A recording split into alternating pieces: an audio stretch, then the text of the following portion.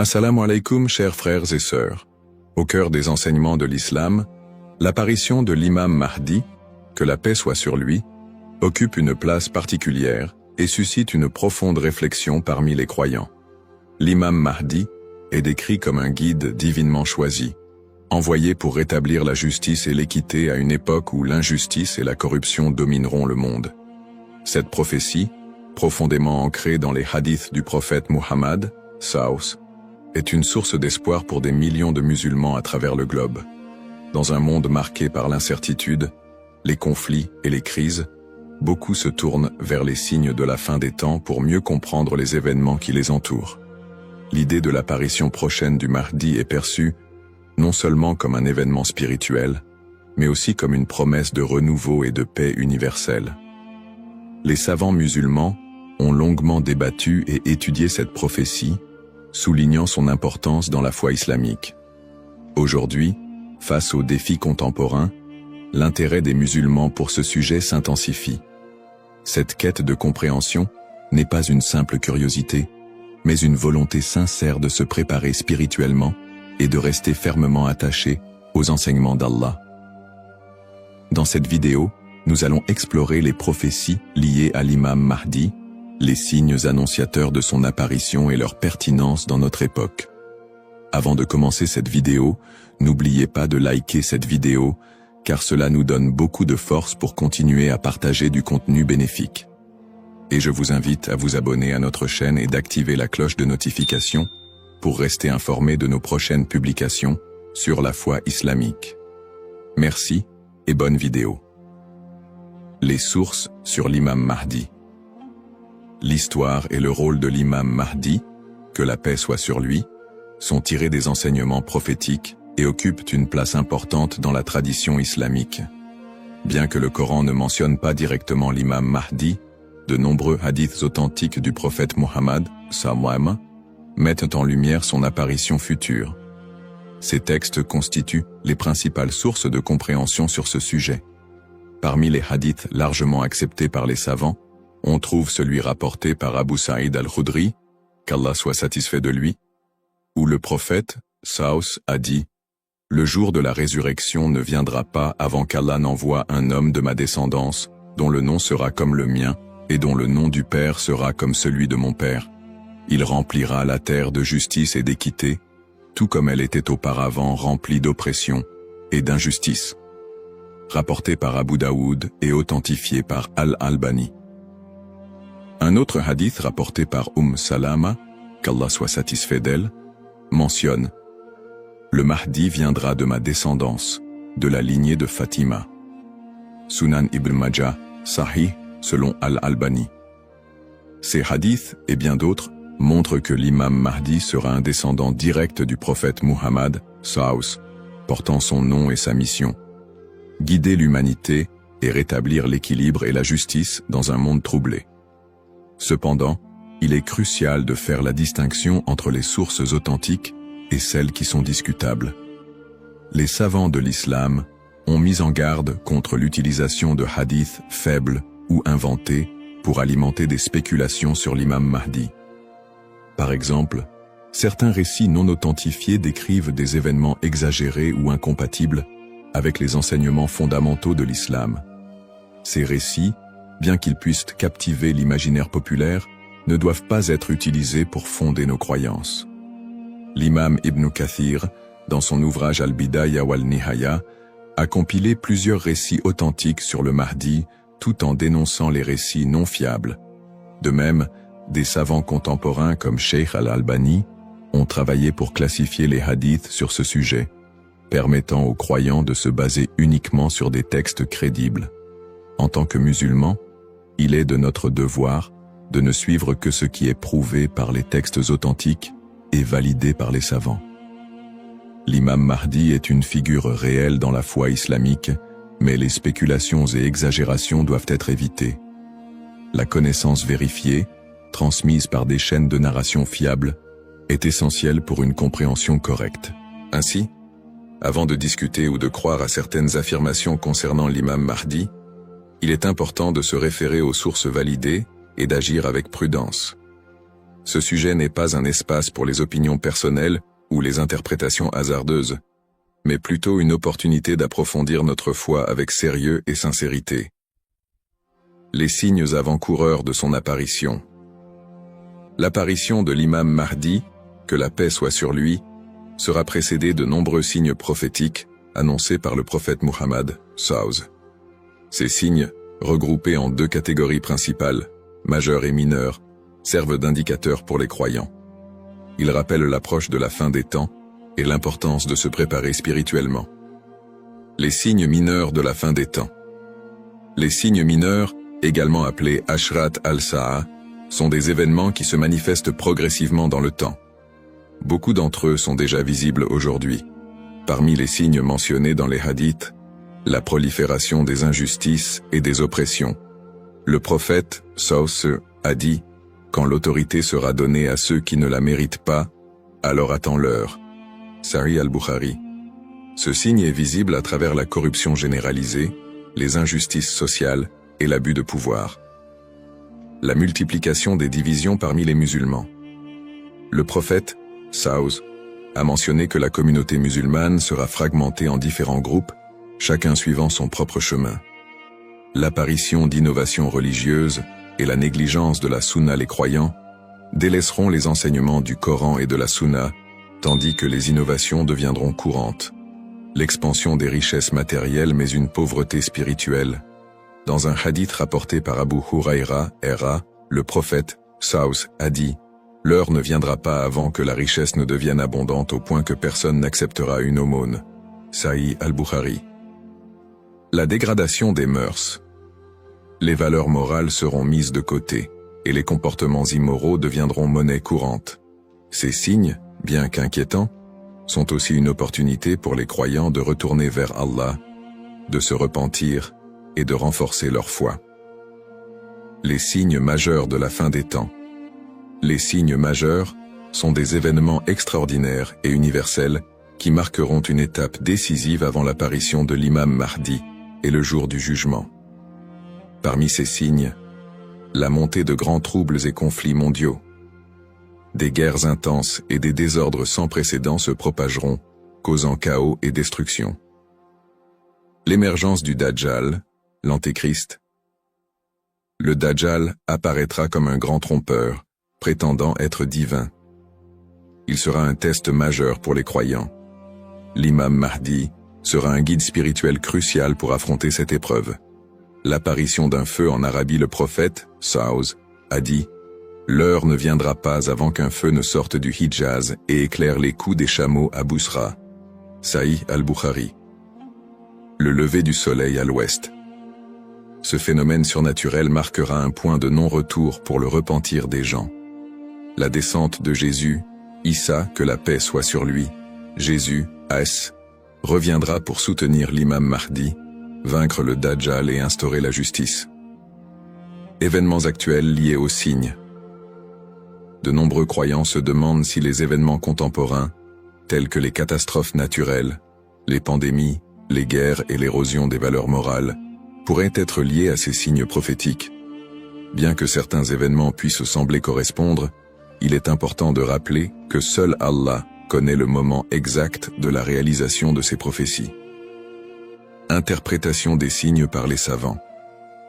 Les savants islamiques soulignent que les signes de la fin des temps ne doivent pas être interprétés littéralement ni utilisés pour prédire des dates précises. Leur rôle est de renforcer notre foi et de nous rappeler l'impermanence de ce monde. Cheikh al-Islam ibn Taymiyyah et d'autres érudits ont mis en garde contre les spéculations excessives, rappelant que les prophéties doivent être comprises dans leur contexte spirituel et non comme des prédictions mondaines. Se préparer tout en restant modéré. Face à ces signes, les musulmans sont appelés à se tourner vers Allah par la prière, la lecture du Coran et les bonnes actions. Il est essentiel de ne pas sombrer dans la panique ou les théories sensationnalistes, mais plutôt de renforcer notre foi et notre confiance en Allah. Comme le prophète SAW l'a dit, « Agissez tant que vous êtes en vie ». Un rappel essentiel. Enfin, Il est crucial de se souvenir que seul Allah connaît le moment exact de l'apparition de l'imam Mahdi et du jour du jugement. Le rôle du croyant est de se préparer spirituellement et d'agir pour le bien, sans céder aux inquiétudes ou à l'impatience. Qui est l'imam Mahdi? L'imam Mahdi, que la paix soit sur lui, est une figure centrale des prophéties islamiques liées à la fin des temps. Son nom, Al-Mahdi, signifie « le bien guidé », et il est décrit comme un leader choisi par Allah pour restaurer la justice et l'équité dans un monde plongé dans l'injustice et la corruption. Il incarne l'espoir et la rédemption pour les croyants, à une époque où les valeurs morales et spirituelles auront été gravement dégradées. Le rôle de l'imam Mahdi selon les enseignements islamiques. Le rôle principal de l'imam Mahdi sera de guider l'humanité sur le chemin de la vérité et de la foi. Il apportera la justice dans un monde envahi par l'oppression et rétablira l'ordre dans les sociétés désorganisées.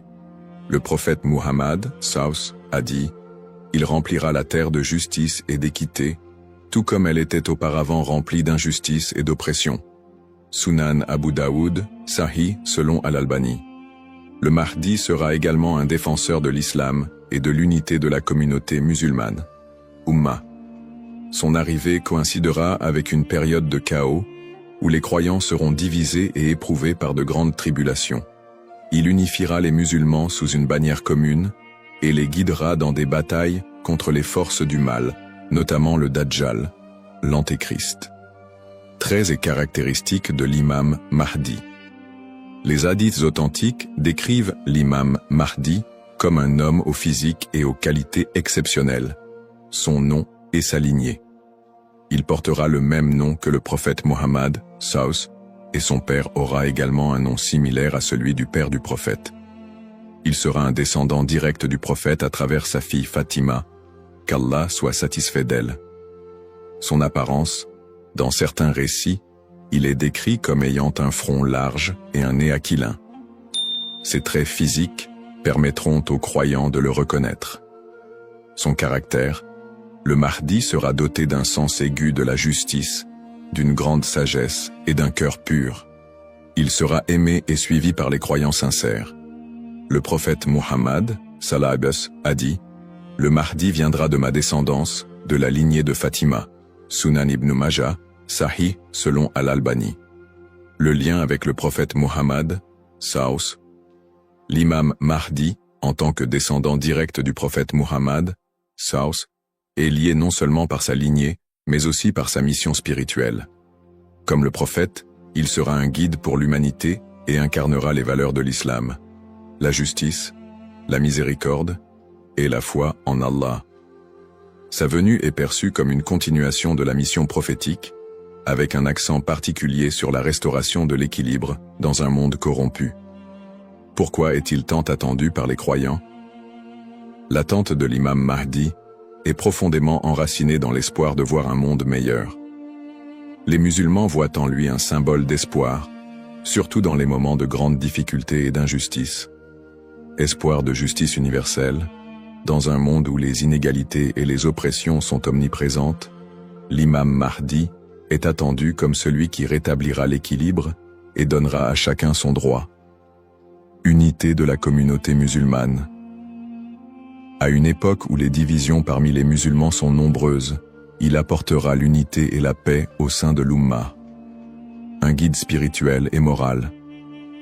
Alors que les valeurs spirituelles s'érodent, il sera un phare de lumière et un rappel puissant du message divin.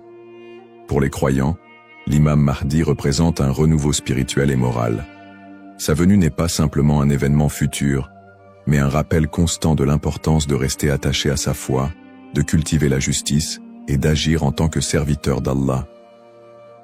Un rappel essentiel. Bien que l'attente du Mahdi soit source d'espoir, il est important de se rappeler qu'Allah seul connaît le moment de son apparition. Comme le prophète Muhammad, Saus, l'a dit, il viendra au moment qu'Allah aura choisi pour lui. Cette croyance nous rappelle de nous concentrer sur nos propres actions et de renforcer notre foi en préparation à cet événement majeur. Le rôle du croyant en attendant l'imam Mahdi. L'attente de l'imam Mahdi, que la paix soit sur lui, est une réalité profondément ancrée dans la foi islamique. Cependant, cette attente ne doit pas être perçue comme une justification pour l'inaction ou la passivité. Au contraire, le croyant est appelé à renforcer sa foi, ses bonnes actions et son lien avec Allah dans cette période d'attente. Se concentrer sur ses propres actes et sa foi. L'attente de l'imam Mahdi ne signifie pas que les croyants doivent simplement espérer un changement sans agir. Allah nous rappelle dans le Coran, « Certes, Allah ne modifie pas l'état d'un peuple tant qu'il ne modifie pas ce qui est en eux-mêmes. » Sourate Ar-Ra'd 13-11. Cela implique que chaque croyant doit se concentrer sur l'amélioration de ses propres actes, de sa foi et de son comportement. L'imam Mahdi ne viendra pas pour accomplir ce que nous négligeons, mais pour guider une communauté déjà engagée dans la voie d'Allah. Pratique recommandée pour le croyant. En attendant l'imam Mahdi, le croyant doit s'efforcer de maintenir une relation forte et constante avec son Créateur. Voici quelques pratiques essentielles. La prière, salah. La prière est le pilier central de l'islam et le premier acte dont le croyant sera jugé. L'accomplissement régulier des prières obligatoires et surérogatoires est crucial pour renforcer notre foi. Le dhikr, évocation d'Allah, multiplier les invocations et les rappels d'Allah, permet de purifier le cœur et de rester connecté à lui, même dans les moments difficiles. Le prophète Saus a dit, « Le meilleur rappel est « La ilaha illa Allah » Il n'y a de Dieu qu'Allah. La lecture du Coran. Le Coran est la lumière et la guidance pour tout croyant. Sa lecture régulière, accompagnée de méditation sur ses significations, est essentielle pour maintenir un lien avec les enseignements divins. Le tawakkul, confiance en Allah. Face aux épreuves, le croyant doit placer sa confiance totale en Allah, tout en faisant les efforts nécessaires pour s'améliorer. Agir et être un modèle de vertu. L'attente de l'imam Mahdi n'est pas une excuse pour négliger nos responsabilités personnelles, sociales ou spirituelles. Au contraire, chaque croyant doit être un modèle de vertu et d'excellence dans tous les aspects de sa vie, dans sa famille, en éduquant ses enfants dans les valeurs islamiques et en maintenant une atmosphère de piété et d'amour, dans sa communauté, en participant à des œuvres caritatives, en favorisant l'unité et en soutenant ceux qui en ont besoin. Dans sa conduite quotidienne, en respectant les enseignements de l'islam, en évitant les péchés et en recherchant l'agrément d'Allah dans toutes ses actions. Un rappel d'équilibre et de responsabilité. L'imam Mahdi n'est pas une figure miraculeuse venue pour résoudre tous les problèmes du monde sans notre participation. Son apparition sera une bénédiction pour ceux qui se seront préparés en renforçant leur foi et en accomplissant leurs devoirs religieux et sociaux. Le prophète Mohammed Saus a dit « Travaillez pour ce monde comme si vous alliez vivre éternellement, et travaillez pour l'au-delà comme si vous alliez mourir demain. » Cette sagesse rappelle aux croyants l'importance de trouver un équilibre entre les affaires mondaines et spirituelles, tout en se préparant à l'apparition du Mahdi. En résumé, attendre l'imam Mahdi est une opportunité pour chaque musulman de devenir une meilleure personne, en s'engageant activement dans le bien et en restant fidèle à la voie tracée par le prophète Mohammed. Saus. Les erreurs fréquentes et mises en garde. L'attente de l'imam Mahdi est une croyance importante en islam, mais elle doit être abordée avec prudence et discernement. Les spéculations non fondées et les interprétations erronées des signes peuvent conduire à des malentendus et à des dérives, s'éloignant ainsi des enseignements authentiques de l'islam. Les spéculations non fondées sur son apparition. De nombreuses personnes, face aux troubles mondiaux et aux épreuves, se livrent à des spéculations sur l'apparition imminente de l'imam Mahdi. Certains affirment même avoir vu des signes ou identifié des individus comme étant le Mahdi. Ces spéculations, bien qu'alimentées par l'inquiétude ou l'espoir, sont souvent basées sur des sources faibles ou des interprétations personnelles. Le prophète Mohammed Saus nous a rappelé que seul Allah connaît le moment de ces événements. Quant à l'heure, nul ne la connaît, si ce n'est Allah. Sourate Luqman, 13-6 Shiunu 13-6 Shipatru. Il est donc essentiel de rester vigilant face à ceux qui prétendent connaître des détails précis ou fixer des dates, car cela va à l'encontre des enseignements islamiques. Les dangers d'interpréter les événements sans preuves solides. L'histoire a montré que certains individus ou groupes ont abusé de la croyance en l'imam Mahdi pour manipuler les gens, provoquer des divisions ou instaurer des mouvements extrémistes. Ces interprétations sans fondement solide peuvent semer la confusion et détourner les croyants de leur foi. Les savants mettent en garde contre l'interprétation erronée des textes prophétiques sans une connaissance approfondie. L'utilisation des événements actuels pour affirmer des prophéties sans preuves solides. La propagation de fausses informations ou d'idéologies qui ne reposent pas sur le Coran et la Sunna. Les conseils des savants pour éviter les dérives. Pour se prémunir contre ces erreurs, les savants recommandent les points suivants. S'appuyer sur les sources authentiques, étudier les hadiths authentiques et éviter les récits douteux ou faibles. Ne pas se précipiter dans les conclusions, rester humble et reconnaître que seul Allah connaît la vérité absolue. Consulter les savants compétents, s'adresser à des érudits fiables pour toute question ou doute sur les prophéties. Se concentrer sur ses propres actes, plutôt que de se perdre dans des spéculations inutiles, renforcer sa foi et accomplir ses devoirs religieux. Un rappel essentiel. L'apparition de l'imam Mahdi est un événement certain, mais son moment reste un secret d'Allah. Le prophète Muhammad SAW nous a enseigné l'importance de ne pas se perdre dans des conjectures, mais de rester attaché aux principes de l'islam et de faire confiance à Allah. Celui qui place sa confiance en Allah, il lui suffit. Surat At-Talaq, 65-3. En résumé, chaque croyant doit éviter les pièges des spéculations et des interprétations erronées et se concentrer sur l'essentiel, sa relation avec Allah et son engagement à suivre les enseignements du prophète SAW.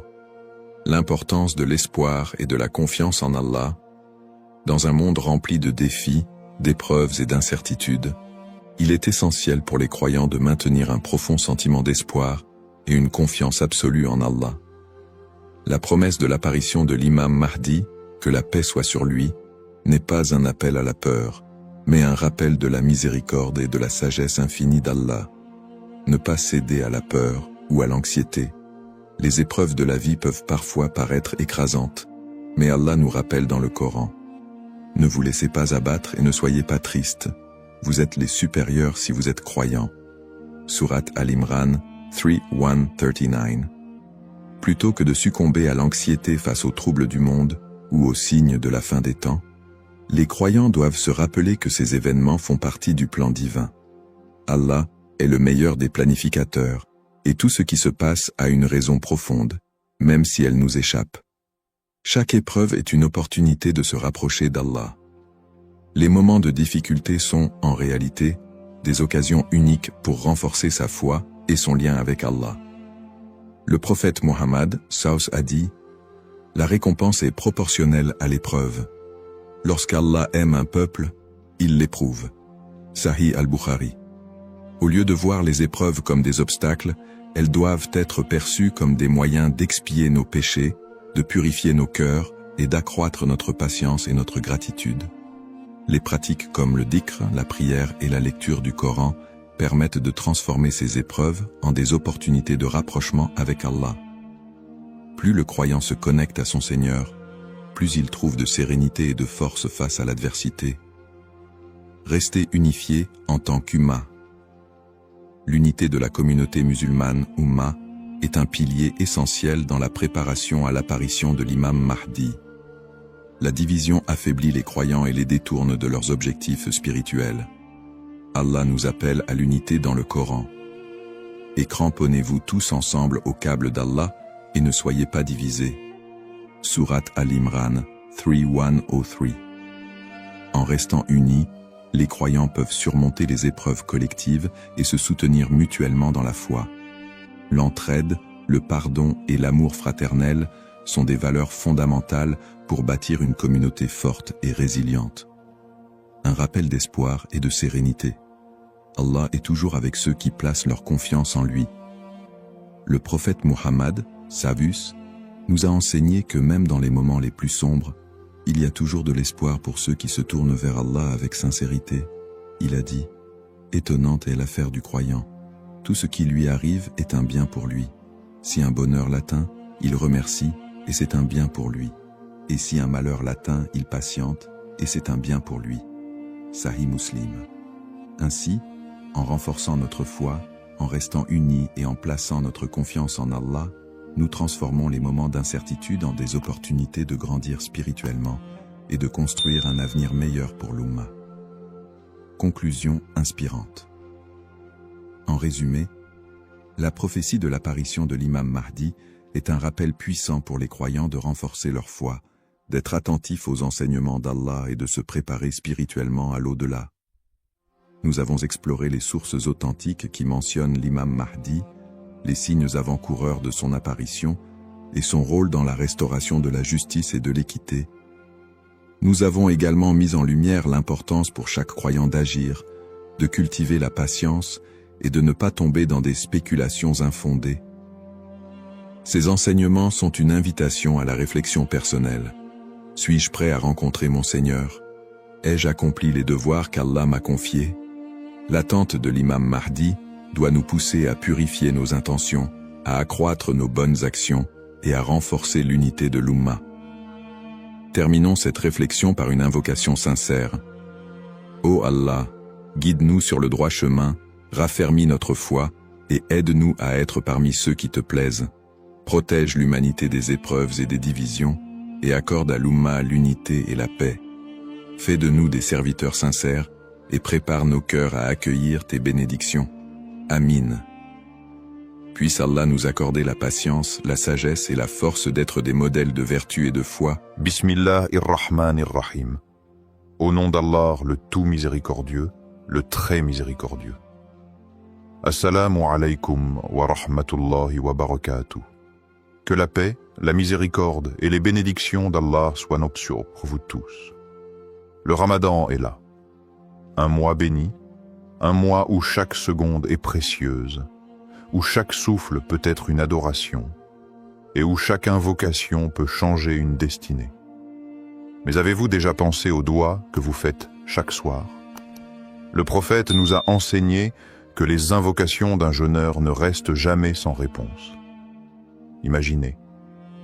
Chaque soir, après une journée de jeûne, à l'instant où votre âme est la plus pure, vous avez une opportunité unique de vous rapprocher d'Allah, d'effacer vos péchés et d'attirer sa miséricorde infinie. Mais quels sont les meilleurs doigts à réciter chaque soir? Comment être sûr que nos invocations sont aimées d'Allah et acceptées? Aujourd'hui, nous allons voir 3 doigts puissantes à réciter chaque soir du Ramadan, des invocations qui touchent le cœur et élèvent l'âme.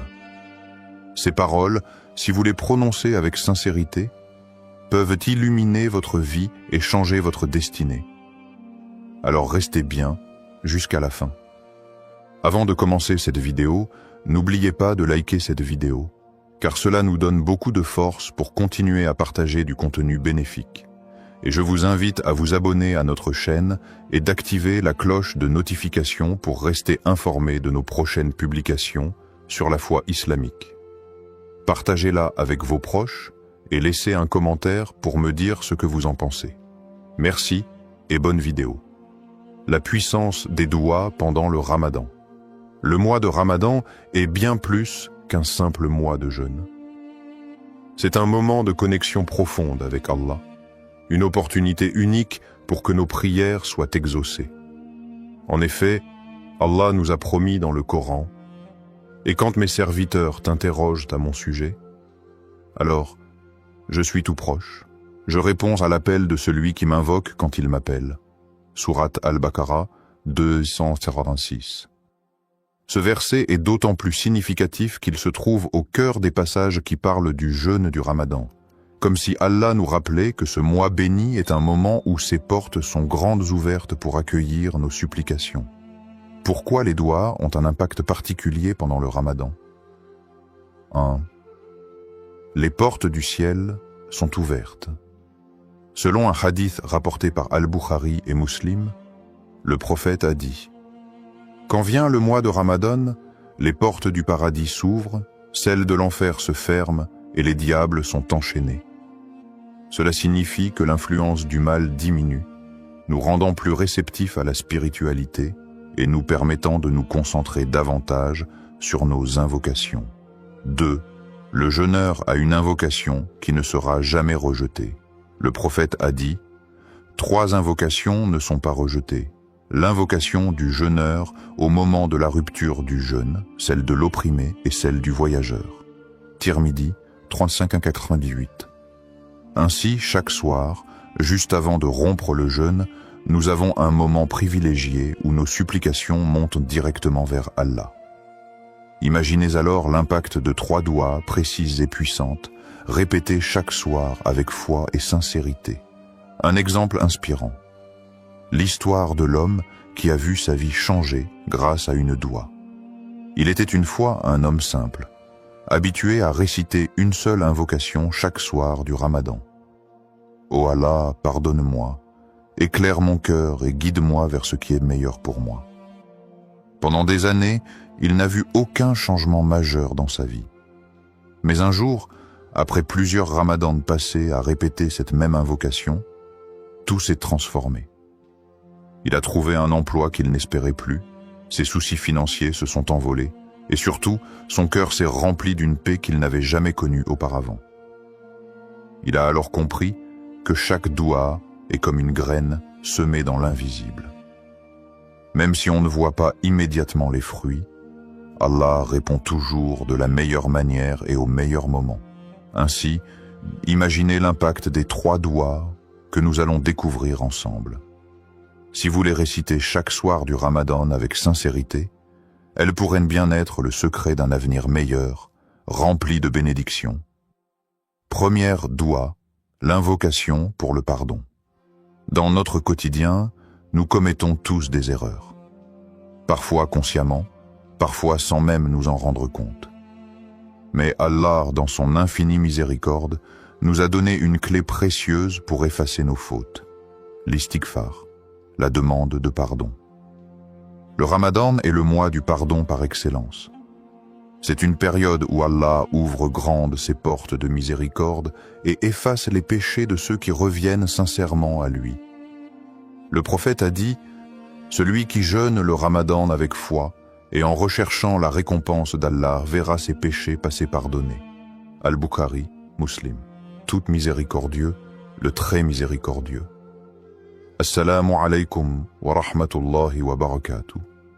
Que la paix, la miséricorde et les bénédictions d'Allah soient sur vous tous. Le Ramadan est là, un mois béni, un mois où chaque seconde est précieuse, où chaque souffle peut être une adoration et où chaque invocation peut changer une destinée. Mais avez-vous déjà pensé aux douas que vous faites chaque soir? Le prophète nous a enseigné que les invocations d'un jeûneur ne restent jamais sans réponse. Imaginez, chaque soir, après une journée de jeûne, à l'instant où votre âme est la plus pure, vous avez une opportunité unique de vous rapprocher d'Allah, d'effacer vos péchés et d'attirer sa miséricorde infinie. Mais quels sont les meilleurs douas à réciter chaque soir? Comment être sûr que nos invocations sont aimées d'Allah et acceptées? Aujourd'hui, nous allons voir 3 douas puissantes à réciter chaque soir du Ramadan, des invocations qui touchent le cœur et élèvent en l'âme. Ces paroles, si vous les prononcez avec sincérité, peuvent illuminer votre vie et changer votre destinée. Alors restez bien jusqu'à la fin. Avant de commencer cette vidéo, n'oubliez pas de liker cette vidéo, car cela nous donne beaucoup de force pour continuer à partager du contenu bénéfique. Et je vous invite à vous abonner à notre chaîne et d'activer la cloche de notification pour rester informé de nos prochaines publications sur la foi islamique. Partagez-la avec vos proches et laissez un commentaire pour me dire ce que vous en pensez. Merci et bonne vidéo, la puissance des douas pendant le Ramadan. Le mois de Ramadan est bien plus qu'un simple mois de jeûne. C'est un moment de connexion profonde avec Allah, une opportunité unique pour que nos prières soient exaucées. En effet, Allah nous a promis dans le Coran, « Et quand mes serviteurs t'interrogent à mon sujet, alors je suis tout proche. Je réponds à l'appel de celui qui m'invoque quand il m'appelle. » Sourate Al-Baqarah 2:586. Ce verset est d'autant plus significatif qu'il se trouve au cœur des passages qui parlent du jeûne du Ramadan. Comme si Allah nous rappelait que ce mois béni est un moment où ses portes sont grandes ouvertes pour accueillir nos supplications. Pourquoi les doigts ont un impact particulier pendant le Ramadan? 1. Les portes du ciel sont ouvertes.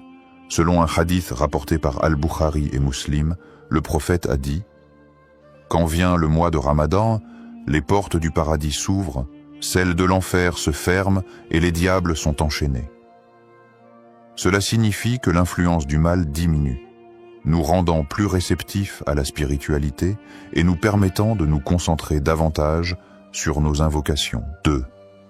Le jeûneur a une invocation qui ne sera jamais rejetée. Le prophète a dit « 3 invocations ne sont pas rejetées. L'invocation du jeûneur au moment de la rupture du jeûne, celle de l'opprimé et celle du voyageur. » Tirmidhi 35-88. Ainsi, chaque soir, juste avant de rompre le jeûne, nous avons un moment privilégié où nos supplications montent directement vers Allah. Imaginez alors l'impact de 3 doigts précises et puissantes, répétées chaque soir avec foi et sincérité. Un exemple inspirant. L'histoire de l'homme qui a vu sa vie changer grâce à une doua. Il était une fois un homme simple, habitué à réciter une seule invocation chaque soir du Ramadan. « Ô Allah, pardonne-moi, éclaire mon cœur et guide-moi vers ce qui est meilleur pour moi. » Pendant des années, il n'a vu aucun changement majeur dans sa vie. Mais un jour, après plusieurs ramadans passés à répéter cette même invocation, tout s'est transformé. Il a trouvé un emploi qu'il n'espérait plus, ses soucis financiers se sont envolés, et surtout, son cœur s'est rempli d'une paix qu'il n'avait jamais connue auparavant. Il a alors compris que chaque doua est comme une graine semée dans l'invisible. Même si on ne voit pas immédiatement les fruits, Allah répond toujours de la meilleure manière et au meilleur moment. Ainsi, imaginez l'impact des 3 douas que nous allons découvrir ensemble. Si vous les récitez chaque soir du Ramadan avec sincérité, elles pourraient bien être le secret d'un avenir meilleur, rempli de bénédictions. Première doua, l'invocation pour le pardon. Dans notre quotidien, nous commettons tous des erreurs. Parfois consciemment, parfois sans même nous en rendre compte. Mais Allah, dans son infinie miséricorde, nous a donné une clé précieuse pour effacer nos fautes. L'istighfar, la demande de pardon. Le Ramadan est le mois du pardon par excellence.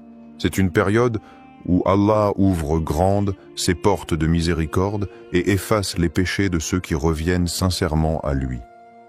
Le prophète a dit « Celui qui jeûne le Ramadan avec foi et en recherchant la récompense d'Allah verra ses péchés passés pardonnés. » Al-Bukhari, Muslim. Tu es celui qui efface les péchés. Tu aimes le pardon, alors pardonne-moi. Tirmidhi 3513.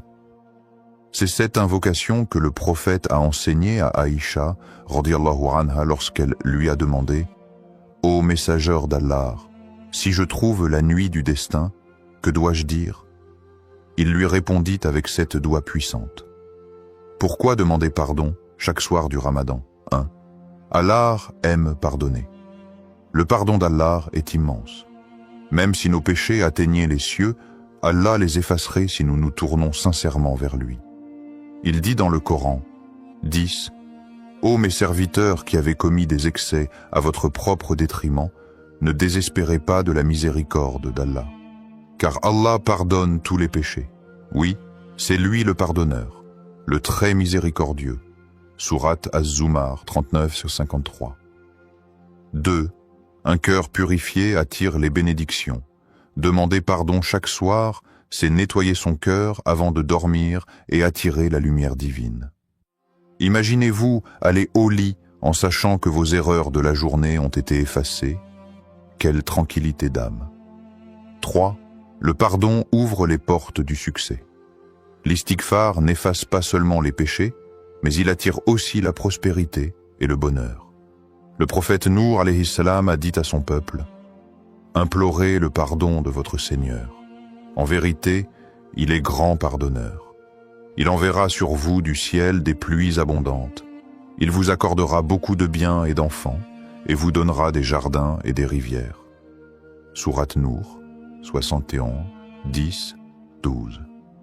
Une histoire inspirante sur la puissance du pardon d'Allah. Un homme pieux avait un passé sombre. Il avait commis de nombreux péchés, mais il avait une habitude. Chaque soir, avant de dormir, il demandait sincèrement pardon à Allah. Une nuit, il fit un rêve étrange. Il vit une immense mer remplie d'encre noire, représentant ses péchés. Pris de panique, il se mit à pleurer et à implorer Allah. « Ô Allah, pardonne-moi, je suis perdu sans toi. » Soudain, une pluie dorée tomba du ciel, effaçant toute l'encre noire et laissant place à une eau cristalline. Une voix lui dit: « Ton pardon sincère a purifié ton âme comme cette pluie a lavé la mer. » À son réveil, il se sentit léger, apaisé comme libéré d'un fardeau. Il comprit alors que chaque istighfar n'est pas juste une parole, mais un acte qui transforme notre destinée. Conclusion. Adoptez cette habitude chaque soir. Chaque soir du Ramadan, prenez quelques secondes pour réciter cette doua avec sincérité. Vous verrez votre cœur s'apaiser, votre foi se renforcer et votre vie s'embellir. Et si ce Ramadan était le début d'un nouveau départ pour vous, ne sous-estimez jamais la puissance d'un simple istighfar. Deuxième doua, l'invocation pour la guidance et la lumière d'Allah. Dans un monde rempli d'incertitudes, d'épreuves et de tentations, nous avons un besoin constant de la lumière et de la guidance d'Allah. Sans cette lumière divine, nous risquons de nous égarer, de prendre de mauvaises décisions et de sombrer dans le doute et l'anxiété. Le Ramadan est un moment idéal pour rechercher la guidance divine, car c'est le mois où le Coran a été révélé comme une lumière pour l'humanité. Allah nous rappelle dans le Saint-Coran: « Ce livre, nul doute, est une guidance pour les pieux. » Sourate Al-Baqarah 2.2. Alors, quelle invocation peut nous aider à rester sur le droit chemin et à recevoir la lumière d'Allah dans nos cœurs et nos vies? La doua à réciter chaque soir pour la guidance et la lumière. Allahum ajal fi qalbi noura, wa fi lisani noura, wa fi sam'i noura, wa fi basari noura, wa min fawqi noura, wa min tahti noura, wa an yamini noura, wa an shamali noura, wa min amami noura, wa min khalfi noura, wa ajalli noura. Allahumma ajal fi qalbi nouran, wa fi lisani nouran, wa fi sam'i nouran, wa fi basari nouran, wa min fawqi nouran, wa min tahti nouran, wa an yamini nouran, wa an shimali nouran, wa min amami nouran, wa min khalfi nouran, wa jalli nouran. Ô Allah, mets dans mon cœur une lumière, sur ma langue une lumière, dans mon ouïe une lumière, dans ma vue une lumière, au-dessus de moi une lumière, en dessous de moi une lumière, à ma droite une lumière, à ma gauche une lumière, devant moi une lumière, derrière moi une lumière, et mets en moi une lumière. Rapporté par Muslim, 763. Cette invocation, récitée par le prophète, est une prière profonde qui demande à Allah de remplir notre être et notre vie de sa lumière divine. Pourquoi cette doua est-elle si puissante?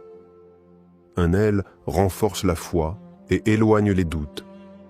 Dans un monde où nous sommes sans cesse confrontés aux doutes et aux épreuves, cette invocation nous donne une direction claire et nous protège du désespoir. Allah dit: « Allah est le protecteur de ceux qui croient, il les fait sortir des ténèbres vers la lumière. » Sourate Al-Baqarah 2.257 2. Elle éloigne la tristesse et l'angoisse. Parfois, nous nous sentons perdus, tristes, vides spirituellement. Cette doua est comme une lampe qui éclaire notre cœur, en apportant sérénité et apaisement. 3. Elle nous guide dans nos décisions, dans la vie, nous sommes amenés à faire des choix difficiles. Cette invocation demande à Allah de nous montrer la meilleure voie, celle qui nous rapproche de lui et qui est remplie de sagesse et de paix. Une histoire inspirante. La lumière dans l'obscurité. Un jeune homme nommé Yassir traversait une période de doute. Il se sentait perdu, hésitant sur les choix à faire pour son avenir. Devait-il continuer dans la voie ciblée qu'il avait choisie ou changer complètement de direction? Une nuit, en pleine prière, il se rappela cette invocation qu'il avait entendue dans un sermon. Il la récita avec une sincérité profonde, demandant à Allah de lui montrer la lumière. Les jours suivants, des signes ont commencé à apparaître, des opportunités inattendues, des rencontres inspirantes, une paix intérieure qu'il n'avait pas ressentie depuis longtemps. Il comprit que cette doua avait dissipé ses doutes et illuminé son cœur. Adoptez cette habitude, chaque soir. Imaginez-vous répéter cette invocation chaque soir du Ramadan. Quelle lumière pourrait envahir votre cœur? Quel changement positif Allah pourrait-il opérer dans votre vie? Ne laissez pas l'obscurité de ce monde vous envahir. Faites cette invocation chaque soir et laissez Allah éclairer votre chemin. Troisième doua, l'invocation pour l'acceptation des prières et la miséricorde. Le Ramadan est un mois d'efforts spirituels intenses. Nous jeûnons, prions, donnons aux nécessiteux et nous nous rapprochons d'Allah. Mais que valent tous ces efforts si Allah ne les accepte pas? L'un des plus grands enseignements du prophète Ibrahim, paix sur lui, est qu'il demandait constamment l'acceptation de ses actes par Allah malgré sa piété exemplaire. Il disait « Ô notre Seigneur, accepte cela de notre part, car c'est toi l'audient, l'omniscient. » Sourate Al-Baqarah, 227. Nous devons adopter cette même humilité et implorer Allah chaque soir pour qu'il accepte nos invocations, nos prières et nos actions. La doua à réciter chaque soir pour l'acceptation des prières et la miséricorde. Rabbana taqabbal minna innaka anta as-sami'u al-alim wa tub alayna innaka anta at-tawwabur rahim. Rabbana taqabbal minna innaka anta as-sami'u al-alim wa tub alayna innaka anta at-tawwabur rahim. Ô notre Seigneur, accepte cela de nous, car tu es celui qui entend tout, l'omniscient. Et pardonne-nous, car tu es celui qui accepte le repentir, le très miséricordieux. Sourate Al-Baqarah, 227 à 228. Pourquoi cette doua est-elle essentielle? Aucune action n'a de valeur si elle n'est pas acceptée. Ce n'est pas la quantité de nos actes qui compte, mais l'acceptation d'Allah. Un petit acte sincère peut peser plus lourd qu'une montagne d'actions faites sans sincérité. 2. Elle nous rappelle l'importance de l'humilité. Peu importe nos efforts, nous devons toujours revenir à Allah en lui demandant d'accepter nos actions et de nous pardonner nos manquements. 3. Elle renforce notre lien avec Allah. En demandant chaque soir l'acceptation de nos prières et de nos bonnes actions, nous restons connectés à Allah et développons une plus grande conscience spirituelle. Une histoire inspirante. L'homme dont les doigts ont changé la vie. Il y avait une femme pieuse, nommée Aïcha, qui jeûnait chaque Ramadan avec beaucoup de ferveur. Elle priait longuement la nuit, donnait en aumône et multipliait les bonnes actions, mais au fond d'elle, elle doutait. Allah accepterait-il vraiment ses efforts? Un jour, elle entendit un érudit dire « L'important n'est pas seulement de prier et de jeûner, mais de demander sans cesse à Allah d'accepter ses actions, car un acte non accepté est comme une graine qui n'a pas germé. » Cette parole la toucha profondément. Dès lors, chaque soir du Ramadan, elle ajouta cette invocation à ses prières. Elle se remit en question, cherchant davantage la sincérité et l'amour d'Allah dans chacun de ses actes. Quelques années plus tard, elle vécut un rêve bouleversant. Elle se voyait devant un jardin immense, lumineux, rempli de fruits abondants. Une voix douce lui disait « Ces fruits sont les prières et les invocations que tu as faites avec sincérité. Allah les a acceptés et il t'a accordé bien plus que ce que tu espérais. » Elle se réveilla en larmes, le cœur empli de gratitude. Elle comprit alors que demander l'acceptation d'Allah était un acte aussi important que l'acte lui-même. Faites cette invocation chaque soir. Imaginez-vous répétant cette invocation chaque soir du Ramadan en implorant Allah d'accepter votre jeûne, vos prières et vos bonnes actions. Que se passerait-il si Allah acceptait chacune de vos invocations? Quelle transformation verrez-vous dans votre vie et dans votre foi? Ne laissez pas vos efforts être vains. Implorez Allah avec sincérité et confiance et laissez sa miséricorde illuminer votre cœur. Comment intégrer ces doigts chaque soir du Ramadan? Le Ramadan est une période bénie où chaque acte d'adoration est multiplié et élevé auprès d'Allah. Mais comment s'assurer que nous récitons ces 3 doigts chaque soir avec constance, sincérité et concentration? Voici quelques conseils pratiques pour intégrer ces invocations dans votre routine quotidienne et maximiser leur impact spirituel. Quand réciter ces doigts pour en tirer le meilleur bénéfice? Le moment où vous faites vos doigts peut avoir un grand impact sur leur acceptation. Voici les 3 meilleurs moments pour réciter ces invocations. Après la prière du Maghreb ou du Isha, juste après la prière, lorsque le cœur est apaisé, c'est un instant privilégié pour invoquer Allah. Le prophète a enseigné que les invocations après la prière sont particulièrement exaucées. Pendant ou après la prière de Tahajjud, si vous vous levez pour prier la nuit, profitez de ces instants où Allah répond aux invocations. Le dernier tiers de la nuit est un moment où Allah descend et exauce les prières sincères. Avant de dormir, réciter ses doigts avant de s'endormir permet de terminer sa journée en remettant tout entre les mains d'Allah. Cela purifie le cœur et invite à un sommeil apaisé, sous la protection divine. Comment être constant et sincère dans ses doigts? Faire des doigts chaque soir demande de la discipline et une sincérité profonde. Voici quelques astuces pour ne pas les oublier et les faire avec un cœur attentif. Créez une habitude spirituelle. Associez vos doigts à un moment précis de votre routine, après le Isha avant de dormir. Répétez cette habitude chaque soir jusqu'à ce qu'elle devienne naturelle. Écrivez vos doigts. Notez ces 3 doigts sur une feuille, un carnet ou votre téléphone. Ayez-les toujours à portée de main, surtout au moment de prier. Récitez-les lentement et avec réflexion. Au lieu de les dire machinalement, prenez le temps de méditer chaque mot, en pensant à leur signification et à leur impact sur votre vie. Mettez de l'émotion dans vos invocations. Imaginez que vous êtes devant Allah, qu'il vous écoute attentivement. Pleurez si vous en ressentez le besoin, ouvrez-lui votre cœur sans retenue. Soyez constant, même après le Ramadan. Cette habitude ne doit pas s'arrêter après le mois béni.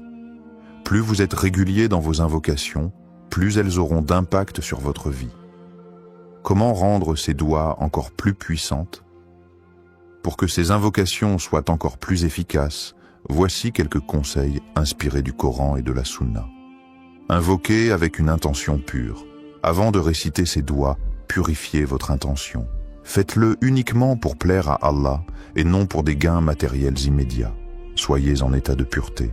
Faites vos invocations après les ablutions, wudu, dans un lieu propre et calme. Cela favorise la concentration et l'humilité. Levez les mains vers le ciel, c'est une sunna du prophète. Lorsque vous invoquez Allah avec les paumes tournées vers le ciel, c'est un geste d'humilité et de soumission.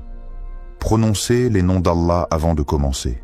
Dire « Ya Rahman, Ya Rahim » ô miséricordieux, ô très miséricordieux, ou Ya Allah, aide à renforcer votre connexion spirituelle avant de réciter votre doigt. Ayez une foi inébranlable. Lorsque vous faites une invocation, croyez fermement qu'Allah va y répondre. Le prophète a dit « Invoquez Allah en étant certain qu'il exaucera votre demande », rapporté par At-Tirmidhi. Multipliez les bonnes actions. Un cœur pur et des actions sincères rendent les doigts encore plus puissantes. Faites du bien autour de vous, donnez en aumône et évitez les péchés pour que vos invocations soient acceptées plus facilement. Imaginez le pouvoir de ces doigts dans votre vie. Et si, chaque soir du Ramadan, vous faisiez ces invocations avec sincérité? Et si, grâce à ces doigts, Allah purifiait votre cœur, acceptait vos efforts et transformait votre destinée? Le Ramadan passe vite. Ne manquez pas ces moments précieux où le ciel est ouvert et où Allah attend vos invocations. Commencez dès ce soir.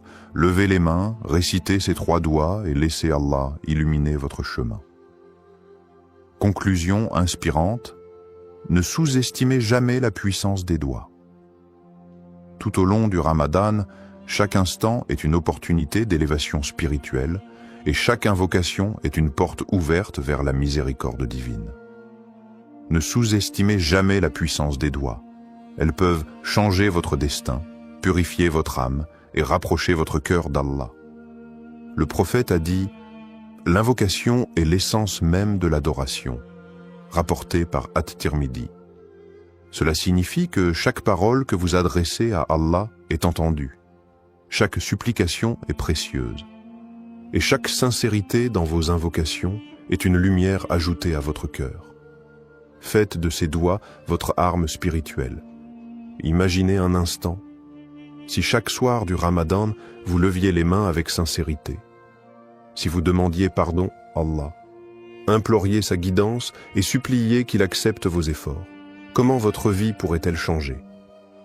Allah écoute chaque invocation sincère, et même si la réponse ne vient pas immédiatement, elle vient toujours au moment parfait. Chaque doigt prononcé avec conviction trace un chemin vers la lumière. Commencez dès ce soir. Prenez 5 minutes après votre prière pour réciter ces 3 doigts. Demandez avec le cœur et avec une foi inébranlable. Faites confiance à Allah.